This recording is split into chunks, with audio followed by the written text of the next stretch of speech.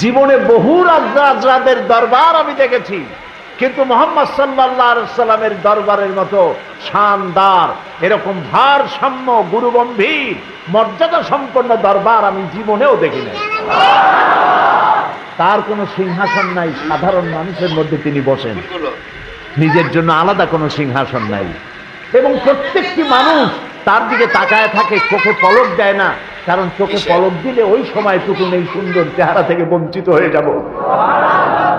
তিনি যখন উযু করেন, উযুর পানিগুলি কেউ মাটিতে গড়াতে দেয় না, সাহাবীরা পানিগুলি উঠায় নিজেদের গায়ে মাখায় নেয়। আমি এমন দরবার জীবনে কোথাও দেখি নাই।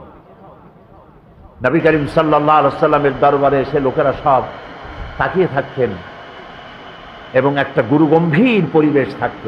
কিন্তু এই গুরুগম্ভীর পরিবেশকে রাসূলুল্লাহ বেশি সময় থাকতে দিতেন না।